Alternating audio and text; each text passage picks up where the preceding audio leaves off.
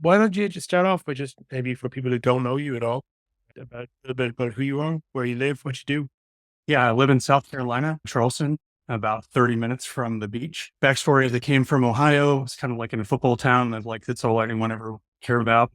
Like for like the American people that watch this, it's kind of like Friday Night Lights. It's like it's all about football, and it's just literally you drink beer, you wear your Letterman jacket, and then you stay there forever and you go to the games like when you're 6 years old. So not You that talking guy? how I got out. I was really good at football. I got a scholarship.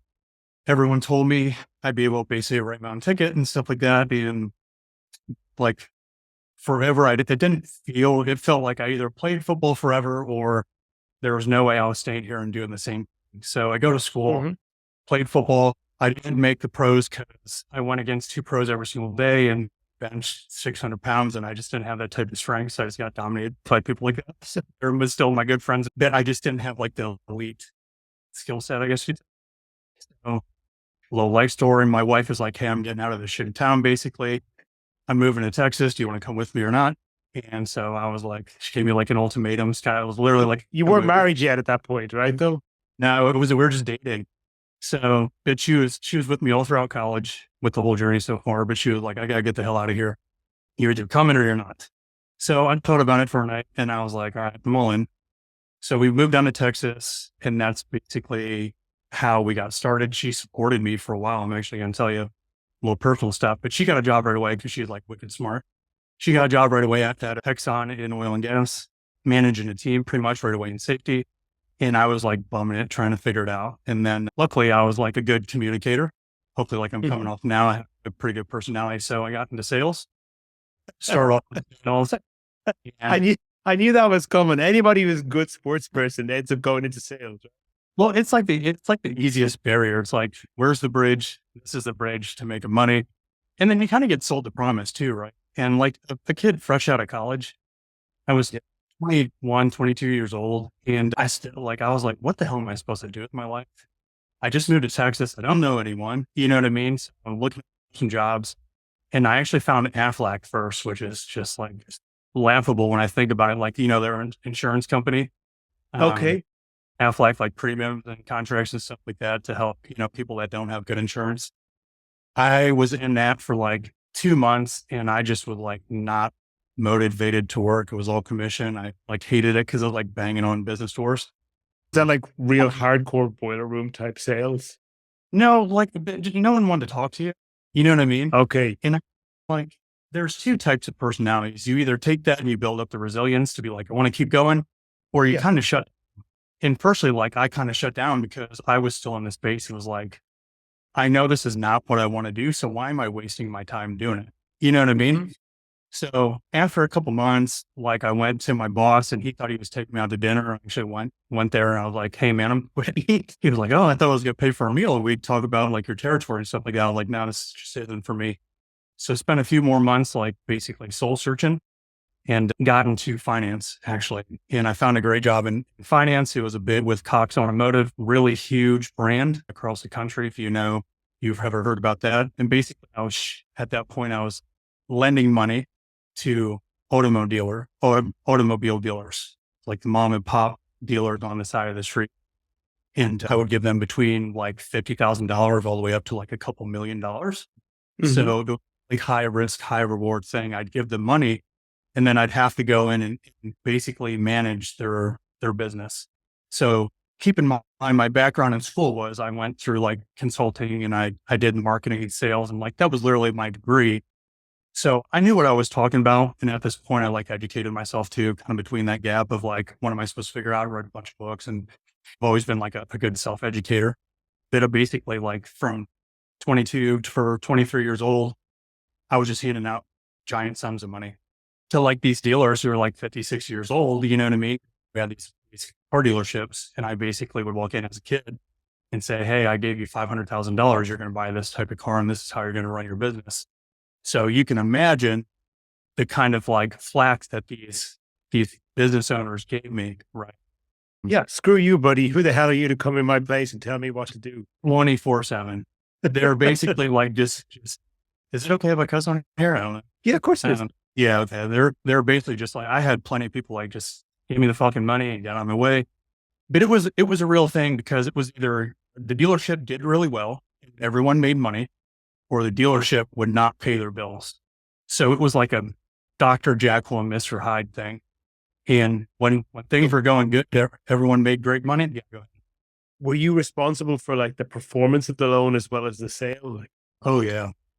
So it was a lot of stress. So I kind of got, I don't want to say I got lucky because like I was a really good interviewer. I'd go in and I'm just a straight up person. Like I'm still the same way I was when I was 23. And I'd go in these interviews and be like, hey, you're not going to find a dude who's like I'll outwork anyone. I'll outsell them. I guarantee it. I'll put my name on the line. You know what I mean? I was like very bold. And I know for a fact that's what got me the job because the regional who hired me told me that a year later. And he was, because I said, at the end of that meeting, I remember when I sat down, I was like, look, all I know is we talked for like an hour. I was like, look, all I know is you can either take me and give me the job right now, or you can pass on me in regret. And I'll go to one of your competitors and literally light it up for them. That's literally what I told the guy. And I told that story to a few people and they're like, dude, you have some brass nuts. And I was like, well, I didn't figure I'd get the job. Like if I didn't say something to stand out, I probably wouldn't get the job. You know what I mean? So yes. why not take a shot? So that's literally what I did. But yeah, I got my foot in the door and I made like, it was 6 figures immediately. So in corporate as a 23-year-old, I was pretty over the moon.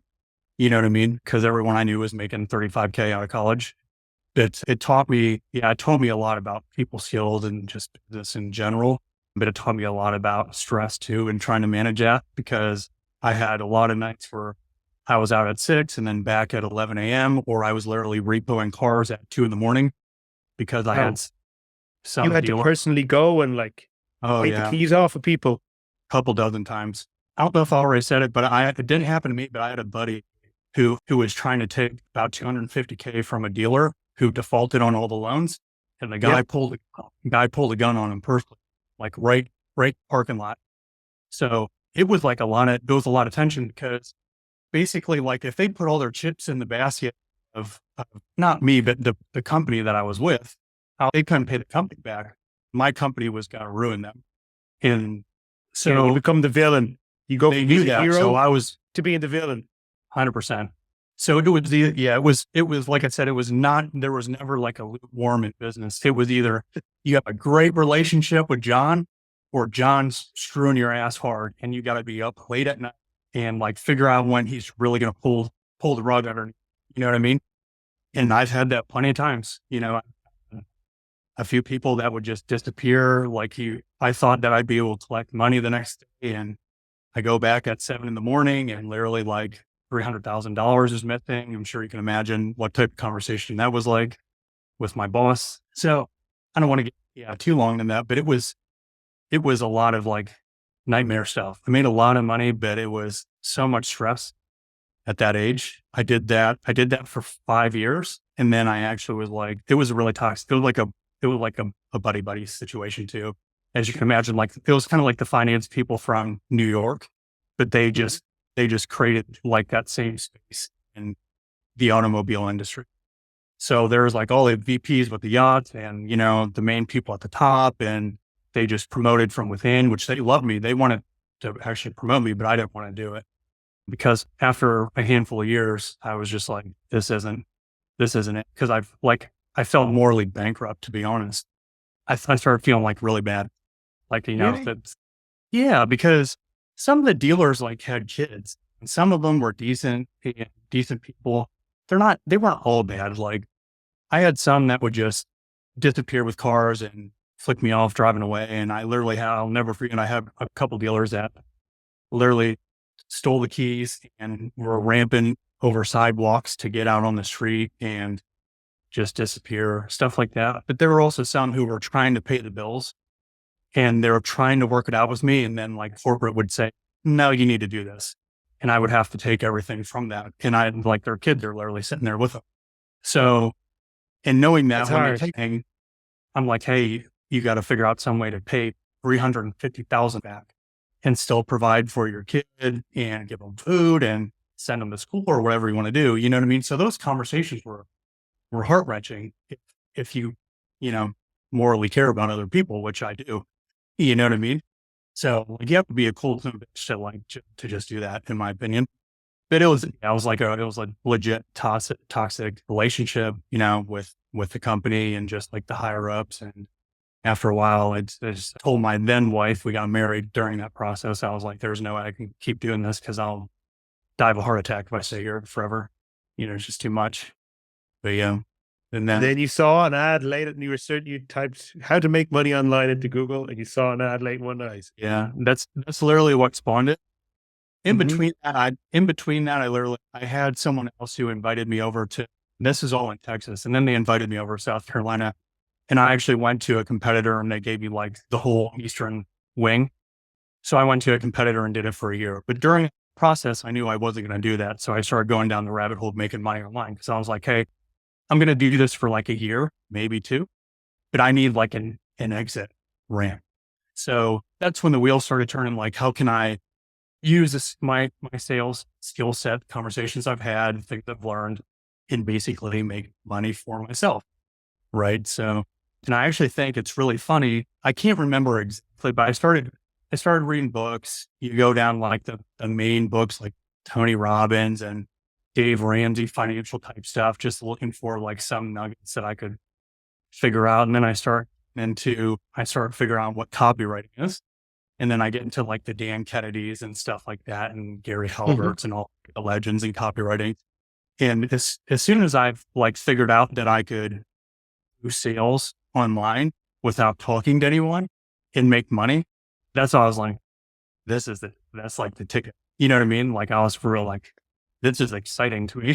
So I was like over the moon. I was like, this is possible, because I also remember I still had the mindset of like, you just work a 9 to 5 and that's it. You know what I mean? But once I like discovered that, I was like, this is pretty fucking sweet. So I'm going to like go all in on this and figure this out. And actually the first, so I went through all those books and like educated like crazy. Like people say like, you have to work like 16 hours for 2 years. I literally did that at that point. I was literally reading and learning everything I could from 6 p.m. all the way until 2 a.m., like every single day for 2 years. So if anyone like read this to me or listens to this first before we get anything else, but like if you want to get really good at making money online, like the first thing that you need to do, in my opinion, is you have to go through the immersion process. Like, especially nowadays with how noisy it is online, you know what I mean? You actually have to have a good skill set that stands out. Yeah. And the reality is I started by literally staying up till 2 or 3 a.m. in the morning. Like I tell the story all the time, but I have my dog, a golden retriever now, Champ. He was like, he was a savior to me, because there was a shit ton of late nights that I was like kind of soul searching how to make money online and getting the hell out of this like purgatory that I had for working with corporate. And I just hated my life so much. And I was like, I gotta figure this out now. And, I had like my little sidekick with me up till 3 a.m., learning everything with me. So that I did that for 2 straight years. Mm-hmm. And that's when I felt comfortable, and I quit the corporate life. I didn't, go ahead. Did you have some clients before you quit the job? No, I was going to go. I literally felt so confident in myself. I told my wife, I was like, hey, we're going to take a big risk. The good thing that I did have, and what most people don't have, I would not advise this. I would advise trying to get a few clients on the side first, because the route that I took is I had a lot of money in the bank from corporate because I was a frugal asshole. Like my wife did not like me when we were younger because I made a lot of money. I was like, hey, we got to save all of it. And we got to like put it into stocks and all these investments and all this shit. She was like, can we just take a damn trip? I was like, no. No vacations, no nice cars. For friends, like, I look back at it now, I was like, kind of like, probably should have done it before I had kids. Then you live and you learn. But I had a bunch of money. So I was like, hey, I'll never forget the line. I told her, I was like, look, I could literally do nothing for 3 years and we'd be fine. So I'm just going to get out so I can free up all my time, and we have a good cushion, and I'm just going to go all in. And literally, thank God, because I needed that cushion, because it took me about a year to replace money to pay the bills, to buy groceries and shit like that. So I would let's just talk about that a little more. Yeah. That's an important subject. Yeah. you say to replace money. So you're saying to replace the income you had, or just to cover your basic monthly living Start cut. expenses? Yeah, that was just covering bills. Yeah. Yeah. So the big mistake we just said is, I just want to repeat this because hopefully it helps someone. The big mistake by far is I was too arrogant thinking, hey, it's not so bad because I do the sales and stuff like that. I can go find a couple clients and make it up. But there's so much involved in that process. You know what I mean? Figuring out who you want to work with, how to pitch them, how to communicate, how to collect money properly, how to make an offer, all that shit. You know what I mean? Exactly what you want to do. So I would 100% advise doing all the upfront work of the soul searching first of what do you want to do? What do you want to offer? Who you want to work with first? How much you want to charge? Get a couple clients. And then, once you feel comfortable, get out of the 9 to 5 if that's the situation that you're in now. If I could go back, I would definitely do that route first. It's the image thing again and again. It's like, when you start out as a copywriter, like writing copy is probably 10 to 15% of your time. Like the rest is Yeah. trying to get some business Right. in the door and Yeah. figuring out how the hell you're going to fulfill on that business. And Yeah. 100%. you mentioned a couple of minutes ago about like those foundational basics, and actually probably the best in terms of like raw copywriting ability I know. Like he's, at the point now where he's making millions of dollars, and he does the same basic foundational stuff, even hand Mhm. copies old sales letters, and just keeps an eye on and watches VSLs, looks for things that are basically looks for ads that he keeps seeing that are repeating all the time, where he knows someone's spending a Yeah. lot of money on this. And okay, I'm going to go study. I'm going to watch this video, like freeze framing every 30 seconds, writing notes all the way through. Yeah. He's still doing that to this day. But like Yeah. now that he's successful, he has the luxury of to be a real student of what he does. But Yeah. early days, when you're just starting, you're scrambling and you really are just trying to like get the writing you do is getting work out the door. And most of it is just trying to get work in. 100%. So I don't know if I know that I said a long story if I haven't technically introduced what I'm doing now. So at this Mm-hmm. point, I am a copy coach and I'm a full stack marketer. So I've worked with dozens of 7, 8 figure brands, mainly in the health space, but I've dabbled in like SaaS education. I helped a SaaS educational company get valued at $40 million last year. I Amazing. was, I was supposed to get a piece of that pie. I actually had a fallout with the owner, which sucks. But Okay. Well, but that's an important topic. We'll talk about that. And let's earmark that to talk about in a few minutes. But then, yeah. So I've been all around mainly in health and fitness though, because as far as the main thing that I do is I still do like full stack copy, but I actually started as an offer owner, which is on the opposite spectrum of everyone else. 'Cause I opened up my own, how I first started making money is I actually opened up a health and fitness coaching offer. The whole lose 15 to 30 pounds in X weeks, because once I studied for so much, I started writing sales letters. I was like, this is what I can offer. I know health and fitness. I took certifications. I didn't talk about that. It's not that needed, but I had certifications for health and fitness at that point. And, I had some people that I could go to on Facebook and Instagram and, contacts that I could be like, hey, this is what I'm doing now. Do you know anyone that would be interested in it? And that's really how I started. And uh, the first money that I made online is I just started building out an email list. I had about 450 people on my email list. And I would just start writing emails based around just specific problems that people dealt with, bloated belly, you know what I mean? Not fitting pants, stuff like that. And Mhm. then I would just make them an offer. And I remember the first time I made actual money online without doing anything is I just wrote like a 3 email sequence and I made $3,500 off a launch. And I felt like I was a failure, to be honest, like, because it was kind of like, I don't know if you don't want to tell you about this as well, but especially like social media nowadays, like even for a year, this was 5 years ago now, but like you see all the people making, 10, 20, 30, $100,000 off launches and shit like that. And I just thought I was like miserable. And then Mhm. come to find like, it's really hard to make first dollar without talking to anyone. And $3,500 is pretty good, but the lesson in that though is I literally just started an offer and I knew the problem and I created basically a streamlined process to get them from where they're at, where they're going, focused on one problem in one niche, basically parents, because that's, what I was. It was after I had my first kid, I launched it. and just basically gave them a guarantee, and that was it. And I would just send it out to everyone I knew. Mhm. Facebook, Instagram. I just started writing a shit ton of emails about it. I did have a Facebook group at the time. I absolutely hated it. We didn't want to show up in it, but basically how the process went. So you didn't have any clients at this point. That was the very beginning of it. Yeah. So the first launch was literally like just put up a post, hey, this is what we're doing now. And then I just like reached out to everyone, who do you know? And then from that point it was, do all the stupid stuff.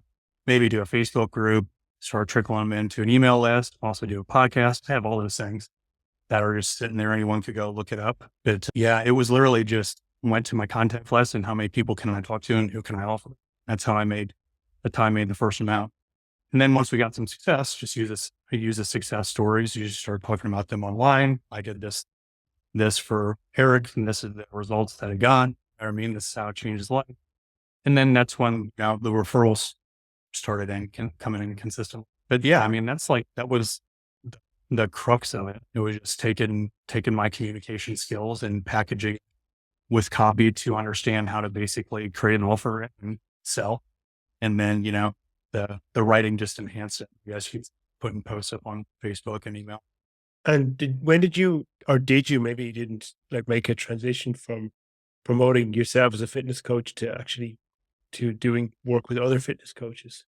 Yeah, about an hour, about a year after that, without being too long-winded, because I know I am being long-winded here. Me and my wife were just like, we don't want to do it anymore. We had probably a couple dozen clients. We were making good money off of it. Eventually, Mhm. like, I don't want to talk about eating food every day. That's basically what it was, and people complain. So I told her, I was like, let's just blow it up. I'm like, who cares? And I literally went through the same process. I was like, okay, this is what I've done. I already had the proof. I could use my own case studies, my own writing. And I literally just I started going to big health brand names, people who do coaching for health coaches. And I would literally just start reaching out to them. Or I would put notifications on all their social media. Like, anyone can still do this thing for sure.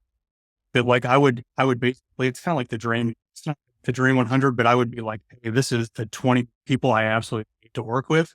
These are the 20 people I'm focusing on. So I'm going to monitor them every day, and I'm going to start interacting with them like consistently, because I know I'm going to get with them eventually. And I was very patient about it. I was like, I'm either going to get it today or I'm going to get it 6 months from now, but I'm going to get it. So I'd start interacting with their stories, like just being an actual full person, like with you. I just treat them like a friend. You know what I mean? Comment about their kids, talk about their life. And if they put a post up, I'd comment on it. If they put stories up, I'd give them, family advice. That's what it was about. And that literally, I can't tell you, like, that opened up every single door for me just to start. Mhm. I don't need to do that now because it's mainly referrals, but that's literally like the number one way. I want to pause you there, Keith, for a sec. So Yep. you didn't try to pitch them. You No. just got in their world and waited till they asked you. So what the hell is it you do anyway? So, this is exactly, and I would still do this. The best way that I would do it is, if you can't be patient, you need money now, then I would literally find the same people that you want to work with, go through all their funnels, their pages, and everything, and look for an area that you could possibly improve on, and then literally just improve it and send it. And that's literally what I would do. I wouldn't pitch to anyone.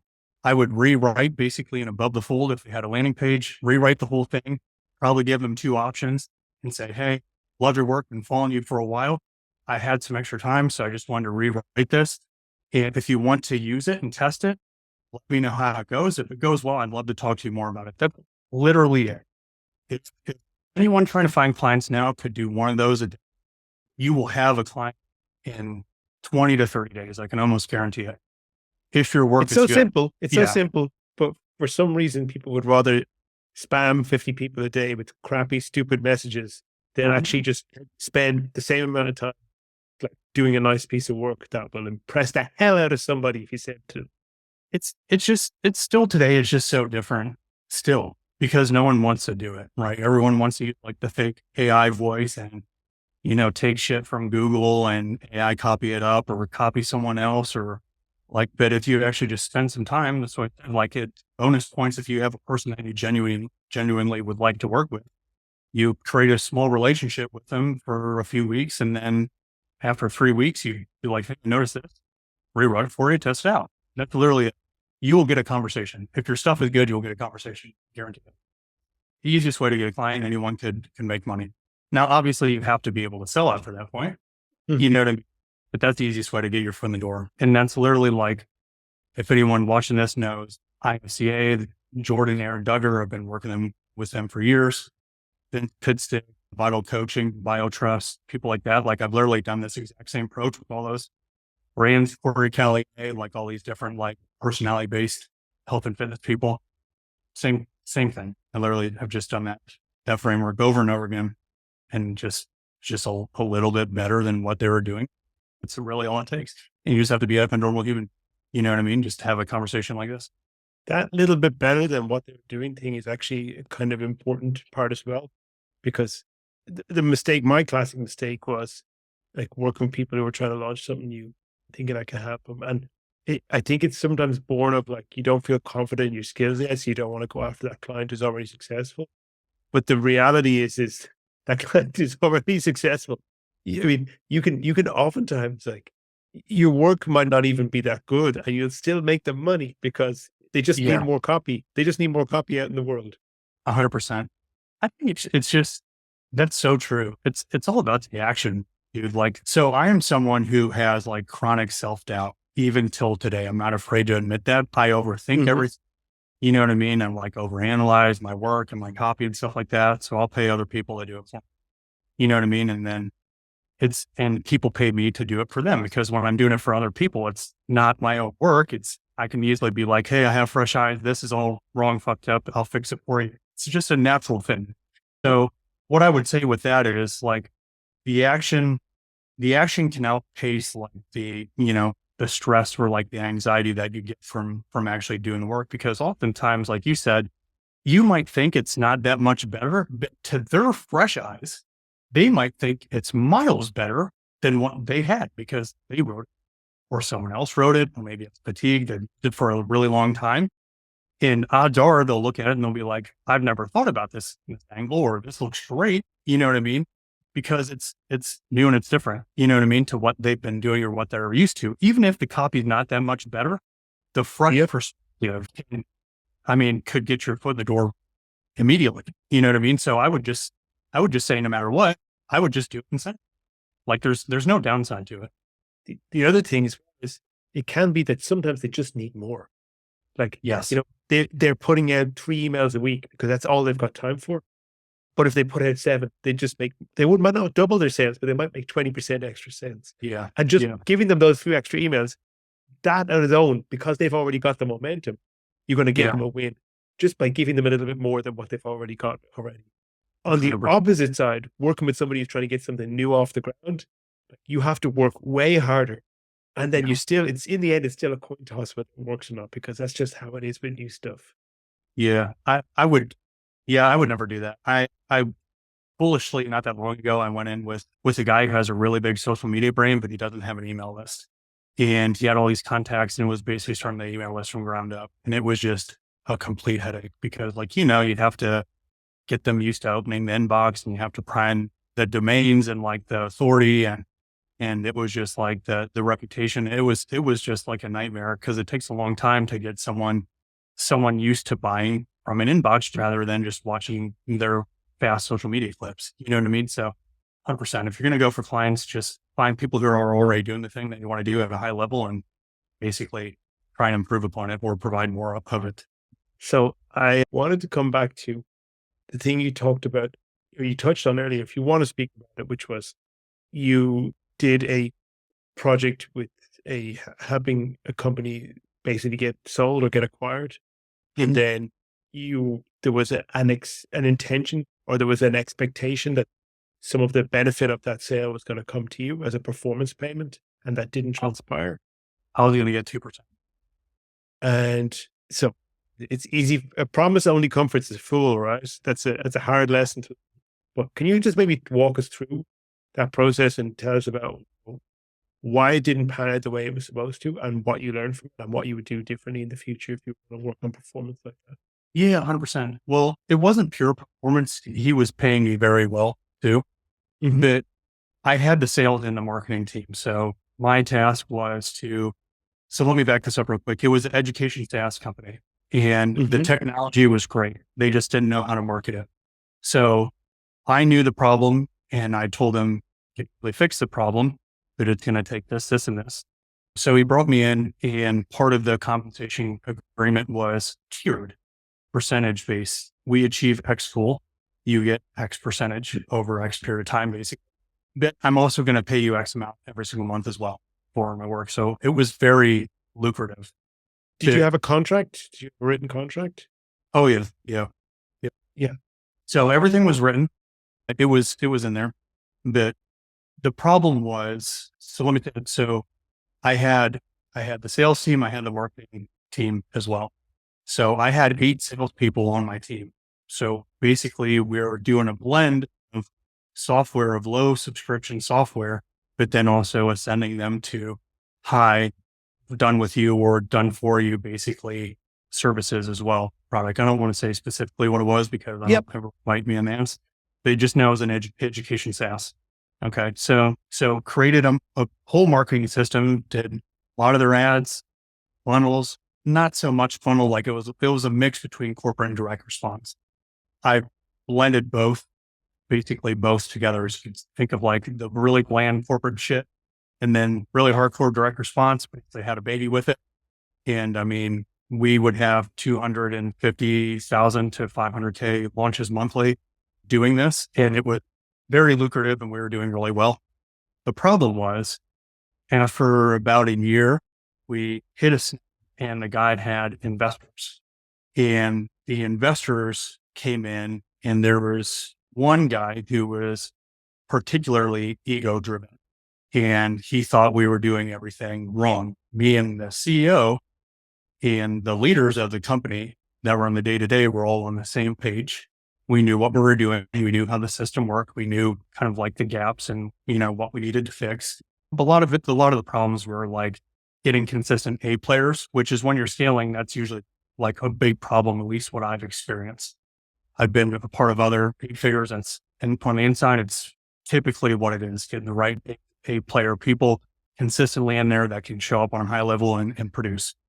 If you can't do that, I mean, you have a lot of, if you take your best closer out and try and replace that production, then you go from 40%, then your next best person, 30%, and you got the 20% guy, then you got the 10% guy, and then you're always pruning the 10%. You know what I mean? Like it becomes a huge headache to bring to like get a culture like that consistently performs at a high level. It's usually a bottleneck. So the guy comes in and basically was telling us everything that was wrong and how he wanted to change the model to nothing but basically hands off like AI. Really. So this is pretty recent, really low subscription stuff. No, pretty much no employees because employees were the problem. And he wanted it to just be a hands off thing, automated. It'll do all the selling. You know what I mean? Because we had a big team out of India, so they could build all this. So basically wanted to automate 99% of it. And I had a huge creative difference with that. And the CEO, long story short, the CEO had to take the board side because he was taking a lot of money from. And I, next thing you know, I got axed and I go back through to the contract and I had to be there to fulfill and get the percentage once it's sold. So that's how I missed out on it. So I made a lot of money. I had to be there as the company was being sold rather than just the valuation piece. You know what I mean? So I lost my stake in it. I don't get my couple $1 million or whatever it is, you know what I mean, afterwards on the beach. But it chalked up to there was a guy who had a bigger ego and thought we were doing it wrong. And he basically swung his money around and he got his. The life lesson is though is real quick. I did talk to the CEO recently, like literally about a week ago, and they have halved since then. So they're literally about 50% what the company was when I was there. So it was the wrong decision. So did they actually proceeded with automating a lot of the human-based processes and taking people out of the equation? We got most everyone out. This is from his mouth. Because I don't see behind the system anymore. That Yeah, he said we did the plan. The guy was there for a while. It was like a six month stint that he was there. Automated all this stuff, took out all the key pieces that we had when I was there, and there were 50%. Like the CAD costs went up, profit went way down. Filming some mess, stuff like that. So yeah, I I think it's kind of like one of those things, and I don't know this for sure. Like the guy has money in different industries, like the investors all have money in the different industries, but it's kind of like the teacher who teaches business at Harvard, but has never actually ran a business himself. You know what I mean? That's kind of how I look at it, because investors that came in and like had all the weight, they never actually built a SaaS business before. They just had the money to support it. You know what I mean? So Interesting, because I work with a SaaS company, and they're mhm, in the, not sure exactly, but mid-range 8 figures in terms of annual revenue. So they're not massive, but they're certainly substantial. And CEO, he's like such an old school guy. And like, I was kind of asking him about a couple of questions, and his take on things, he's just like, John, we're just a simple family business. We're not running a sophisticated operation here. We're just doing the best we can. So like, he doesn't try to overcomplicate things, but then he's building all this complex technology for people. yeah, But I think there's been that, and the industry he's in, there's a lot of push to automate stuff. But where he comes from is, he's like, he still runs everything. But people can't go buy his software. They have to book a call. They have to see a sales team.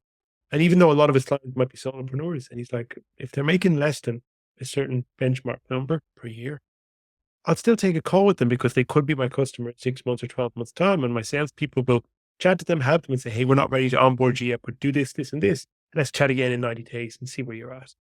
But his thing is like, he's never taken the human out of his business, because all of his customers are like, the good clients are successful people. And what those successful people love about his company when they've been with him for 6 months or a year is how much human support there is. That when they have a problem, they don't have to do some stupid support ticket. They just text somebody on their personal cell phone, and that person calls them back in 2 minutes and says, "What's the problem? Let's get it fixed." And actually, we had to make some ads for him. And the best ad we've ever done was like, I was like, it's kind of like the wolf in Pulp Fiction. So we yeah. made this video themed around that, because we knew his customers, and when we were at that age, they'd recognize it. So we actually put the CEO in as Winston the Wolf in the ad, about like, somebody calls up with some horrible problem in their business. He's like, I'll get this shit sorted for you today. And that really, like, that crushed it for him. And that was his I best bet. performing ad for the last 6 months or something. That's hilarious. Yeah, I don't know. I mean, it doesn't. I think SaaS is strange, because there's some, like, you create an app that just scales to like $100 million, and it's pretty hands off. Mhm. But like, it depends on if the person on the other end needs support. I guess that it would be the easiest way to say it. Like, need support to use the software or the app. If you think of like the calorie counters, you could like those could. I mean, there's one dude who's doing. Read a kid recently who's doing like $1.5 million a month, I think, because he created a recent. Have you seen that? He created a recent calorie count app that basically No. just takes pictures and then automatically calculates exactly Oh, what's in it. you snap your food, and then it tells you how many calories are in it. But That's it. you can kind of do that with ChatGPT, but I guess it's a wrapper that specifically does this one thing for fitness. Is Yep. Just all you do, point shoot, tells you immediately, so you don't have to plug it in anywhere else. And so the kid's making money hand over fist with, damn, and I want to look that up. you don't need support with that. You know what I mean? But But I know my wife would absolutely go crazy for that app, because it drives her crazy counting her calories, and she would yeah, just love that. yeah. I mean, it's a great idea. But I will tell you, like any copywriters or marketers that listen to this, like I would 100% like be interested in looking, if I were you, at SaaS, because a lot of them are really bad at marketing and sales side. Because they're so consumed with product, which is how it should be. But they don't have any good marketers or salesmen, right? They just have great tech people, or they have great designers, or they have, great developers, right? But they have no clue how to put a great message behind it so it can really scale. One of the hardest things for me with my SaaS client is that there are so many facets to the product. Like, there's Yeah. so many hundreds, if not thousands, of different features that are all of which are important to their best clients. But it's like, when we come to actually marketing it, we have to really talk about sort of like the inflection points. The people come to him at a certain point in their business growth where something important and crucial in the business has let them down badly, whether it's, to do with getting, whether it's to do with payments, whether it's to do with the actual marketing side or sales, or basically somewhere there's a big gap has opened up, or a really like life-threatening problem for the business is opening up, or they've hit some bottleneck they can't scale through. And at that, and that's all of our marketing comes to talking about those scenarios. And hey, we've got a solution that can actually get you out of this. And also does all this other stuff too. But Gotcha. trying to narrow that problem set, and we've seen this again and again. If we try to talk about all the stuff it does, the message just doesn't connect. We can only talk about one thing at a time. So you really focus on, which that's being pretty typical, but like you're really trying to hammer on like the main symptoms of the problem that they're facing. They're like very specific scenarios. Yeah, but often there's multiple symptoms, and we've just found that the messaging works best when we focus on just one symptom at a time. Hey, do you have this symptom? Well, you probably have this problem. We've got this solution. Plus, it does a bunch of other shit. We're not going to talk about all that other shit now that it'll overwhelm you. So just press this button and book a call, and you'll find out everything when you talk to our team. Yeah, 100%. I mean, that's most of how great messaging should be. I think that's a lesson for most people though, because they want to talk about everything, but yeah, you have to test and figure out what the one main problem that each person is dealing with, right? The audience is dealing with. But I see that all the time when I do like copy coaching. They try and throw like 5 different problems, but it's really a lot easier and it's a lot more effective if you focus on the one and drill really deep with the one problem, right? It's a lot easier for testing too, like you said with the ads. I'm sure like all your ads are just segmented, basically just based on the one specific thing, right? So you know exactly, what's working and what's not. Yeah, it's the classic problem. It's like it's a mistake I still make myself and have to remind myself. Like I'm talking about 3 different things at the same time here because you're too deep in it. It's like, no, let's just go back. Let's just talk about one thing today. And those other 2 things you want to talk about. Those are good things. You could talk about them tomorrow, the day after that. But just talk about one thing today. Yeah. You save those for like your retargeting ads or the emails on the back end. So yeah. Yes. So, I mean, just because you mentioned the thing about the automation, I think it's kind of that divide is like stuff that's low ticket mass market, where there's no real expectation of support. Like you're paying $10 a month for an app. You might expect a little bit of email support if the app doesn't work. But for the most part, you don't expect that a human's going to pick up the phone and speak to you. But I think when you get to a price point, maybe where you're paying, I don't know, maybe for like $500 a month or more, and then for consumer level, you're expecting some kind of human support, and then at a probably B2B level, it's like maybe you're spending more than 1,000 or 2,000 a month. There's an expectation to be some level of human support for businesses. Yeah, 100%. Well, I also think of it from a product standpoint too. Like if you think of like my headphones here specifically, like I just bought headphones and there's a couple of buttons to put on and then it connects to my phone real quick and I can listen. But if I buy a MacBook, there's a lot of widgets, there's a lot of gadgets and things like that. That's kind of why you need like the smart tech groups, because there's a bunch of different features and shit going on, kind of like you said. Like my headphones do one thing, like my MacBook can do 100 different things.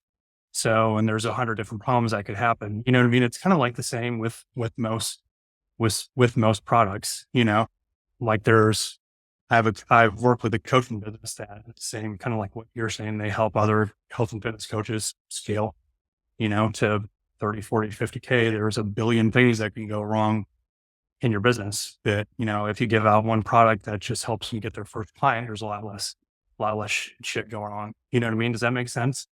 So it just depends on how much involvement the product really needs, and the problem, at least what I've seen, because I've worked with a couple gyms that have tried to do this too. They've automated a lot on the back end. They've had a lot of problems that the automation couldn't take care of because there's memberships, there's, people are getting PT, they're getting yoga classes, they're getting all this different shit. There's a lot of stuff goes wrong and they try to automate that. And they, the people wanted actual help desk people to talk to. They wanted trainers to work with, you know what I mean? Like they didn't want all that shit automated for them. They wanted people to work with. And I was like, bro, like, you know what I mean? It's not simple for them. They need someone to hold their hand. And the AI, at least at this point, is not doing that, I So can give do you a that. really dumb example of that. Like the gym, before we moved, the gym I used to go to, really awesome gym, lovely team of people. At some point, and I think there might be a security reason, they had like, they fitted this automated entry system where there was like a robotic, gate, and you had to like tap your phone. Like, you have to tap the NFC on your phone to get in. And it was like so annoying because you had to pass by a desk anyway. There was a person at the desk. Those people were like, they had such a good team, like that you would be greeted by name every time you walked in that gym. Like somebody in the team knew who you were and would greet you by name and welcome you. So if you said hello and smiled at that person, you were getting like a human welcome, which is one of the best things about the place. 'Cause you felt like you were part of the club. Yeah. And then so they tried to take that away with this automated gate thing. And then of course the automated gate had two stupid things about it. One, of course, it didn't work half the time. You would have to like Oh, out to the person at the desk, hey, can you let me in, please? And the other one is like a lot of people don't want to bring their phone to the gym because the whole point is like that's their 1 hour of the day where they can get away from the phone. So they made people have to bring their phone in the gym with them, which they didn't want to do. So like the urge to automate actually can kind of destroy the customer experience that people came to your place for in the first place. yeah. I think AI has been like a great enhancement in a lot of different ways.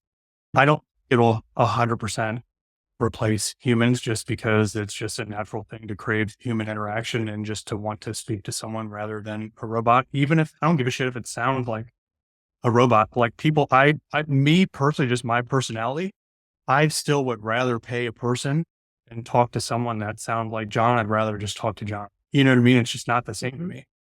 I want to know that there's like a soul behind it, soul inside the body. So like, and because that might sound stupid to some people, but there's a lot of people who believe and think the same way. You know what I mean? So I just don't think it'll ever be like a full replacement. Do I think we can go on down the government thing? Do I think that they'll try and use that to replace people? Yes. But, Yeah. there will always be a need for human interaction for sure.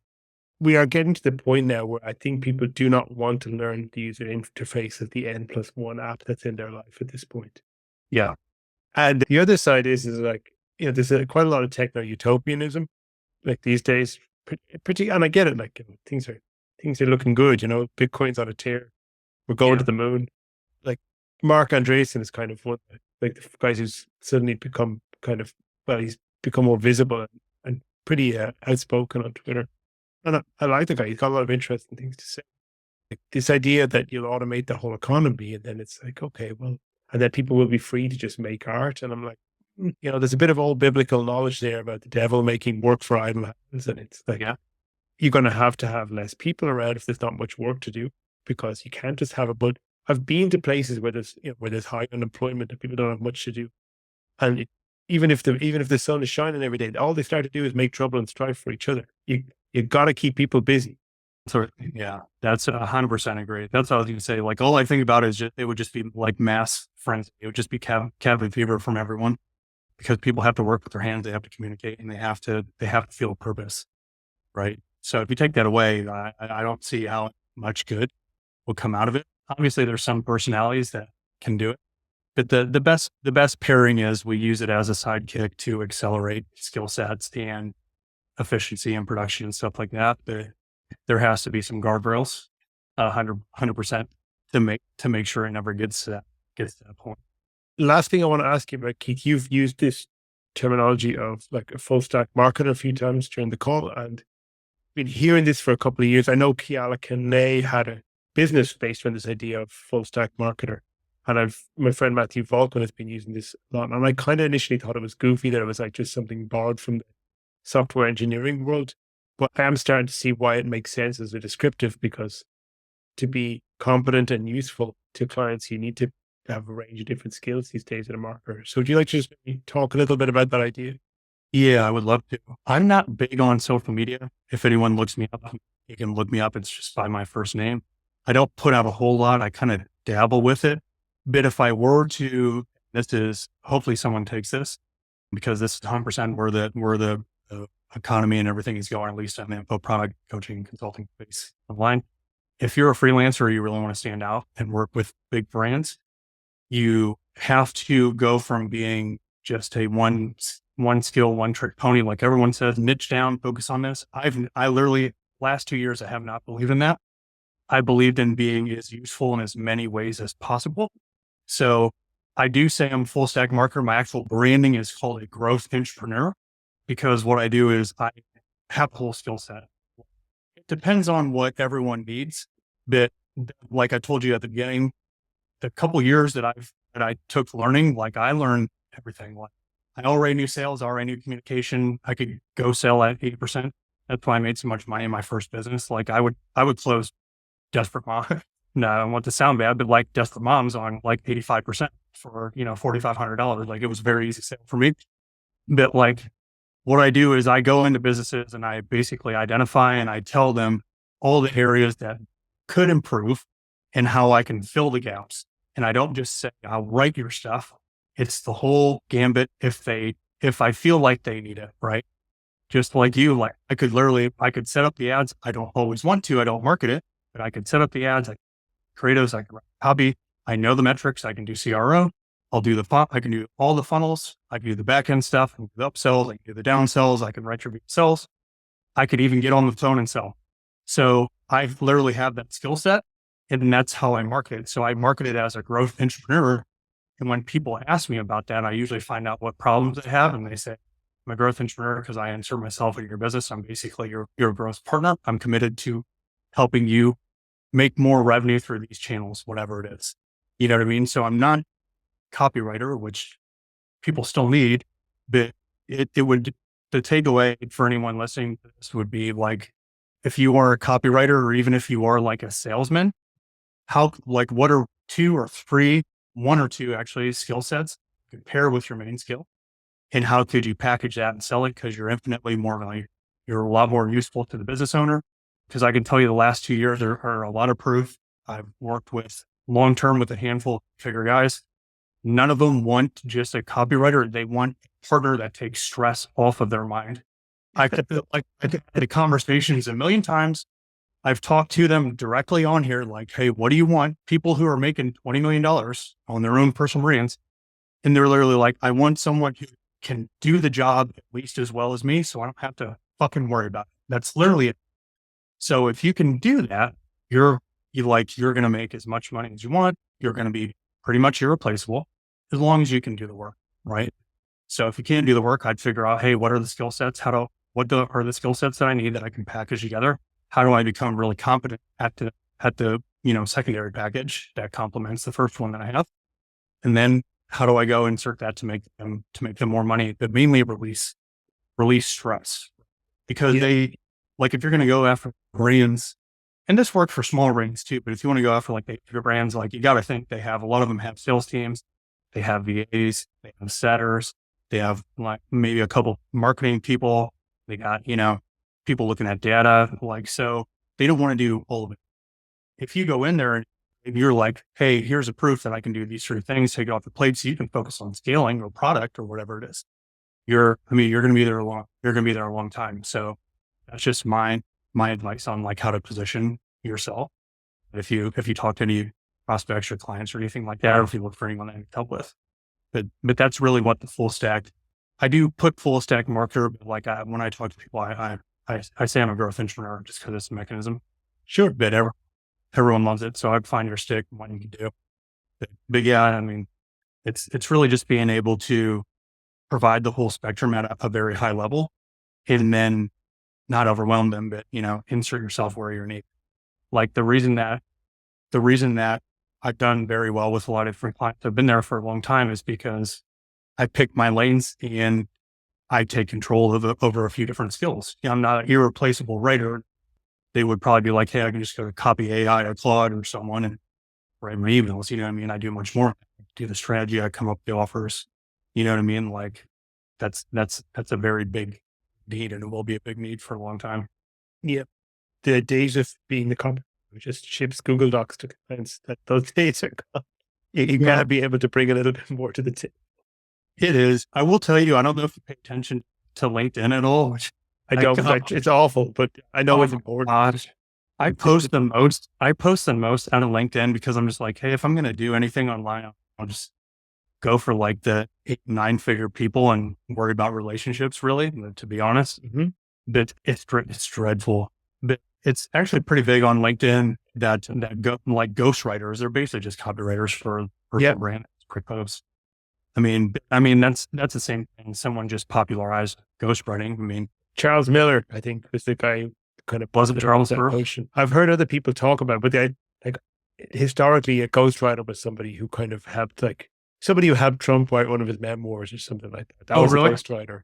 Yeah, like it used to be they weren't even credited, and then it became a thing. Like it would be say like yeah, Donald Trump with such and such a person. Like his book, The Art of the Deal, he was written with a ghostwriter who was credited, and then that became kind of a thing because during the first campaign run, he's like, wish I hadn't written that book. I feel somehow responsible. Obviously, his politics different, but like that was like classically what a ghostwriter was, and now like the idea of ghostwriter Charles Miller has changed into something different, where it's Yeah. more like, yeah, I'll build your personal brand on Twitter or Yeah. on other platforms, on LinkedIn too. Yeah. So, that's the thing is, it sounds different. And that's why I kind of like caught on. And so the people that are growing it or doing courses or coaching out of that probably made it pretty mint just because it's kind of new and kind of different angle, which is good for them. But it's the same thing. You're just a commodity person. Right. So the main thing is just being more than a ghostwriter or copywriter. Like you gotta stack skills.